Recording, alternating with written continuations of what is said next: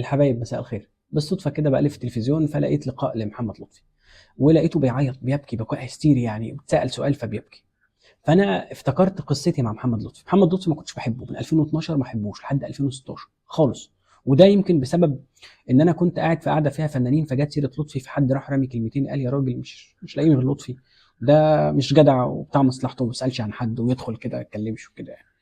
فمن ساعتها خدت عن لطفي ان هو راجل مش جدع وتنك بتاع مصلحته. لحد لما 2016 كنت شغال في الاوربت في برنامج القاهره اليوم، وجي هو ضيف. فجه قبل الميعاد، لقيته قبل الميعاد بساعتين، مش انا كنت جايبه يعني كمان، بس هو يعرفني نتقابل. المهم فقعدت معاه، قعدت معاه الساعتين عشان يعني ما يزهقش، اسليه من الاخر يعني. فالراجل ده اكتشفته، واكتشفت ان هو اكتشاف. لقيته راجل تقي بشكل لا تتخيله، وما بيسيبش ولا ركعه. يعني هو ساب كل حاجه وقال ممكن بس توريني القبله عشان اصلي العشاء. طب تمام. صلى العشاء وبعدين قال لي طيب بس احنا كنا في رمضان في وقت كبير، فقلت له لسه يا عم. فقال لي طيب ممكن بس اصلي بس التراويح بقى والحاجات. فبدا يصلي وبعد كده رحنا قاعدين، قعد نص ساعه وبعد كده قعدنا مع بعض. وبعدين لقيته كل ما اكلمه في حاجه الاقيه بيقول معاك. يعني تتكلم في تاريخ يقول، تتكلم في سياسه يقول، تتكلم في تاريخ فني يقول، تتكلم في الدين لا يقول. ده بحر موسوعه. فانا قلت ايه ده انا كنت بستدفيه جدا. لقيت انا غلطان قوي ومش مقيم الراجل ده ولا مديله مكانته. محمد لطفي لما بدات ان انا اراجع تاني اللي هو قدمه، لقيته هو مفيش حاجه ما قدمهاش، كل حاجه قدمها.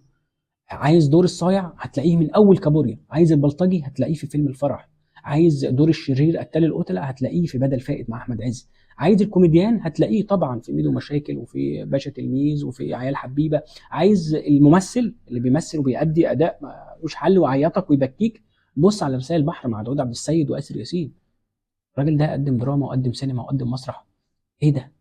الراجل ده ملاكم وراجل رياضي جدا. الراجل ده عنده 55 سنه وما تحسش ان هو عنده 55 سنه. الراجل ده ما شاء الله عليه، الله اكبر يعني.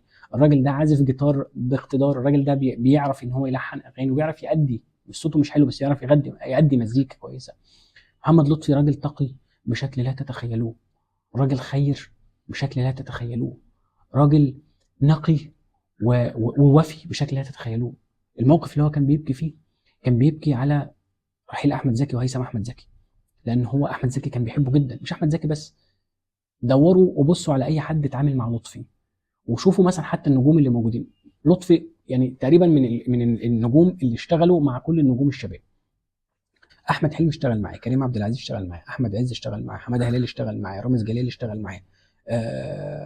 مين هتلاقيه في كل الناس، كل الناس. تلاقي محمد هنيدي اشتغل معاه.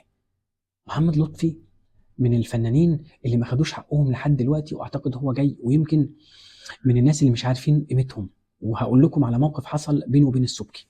كان السبكي بيتفق مع محمد لطفي على فيلم، فالمهم راح له المكتب، وبعد ما خلص معاه تمام ووافق لطفي على الفيلم، فمحمد السبكي يعني نازل على ايه يوصل محمد لطفي لحد العربيه.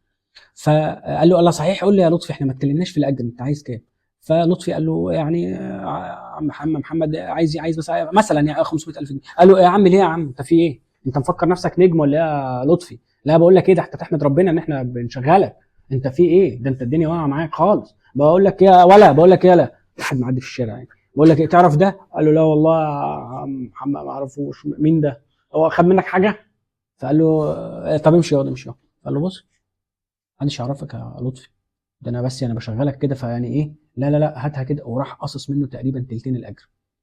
فلطفي طول الوقت بحس ان هو متاكل حقه، او يمكن مش عارف يعني، هو فلسفه هو بيشتغلها. بس هو طول الوقت لما تيجي تقول له مثلا اشتغلت ده ليه، يجي يقول لك يا عم الثلاجه عايز اجيبها ولا انا عايز اتعلم.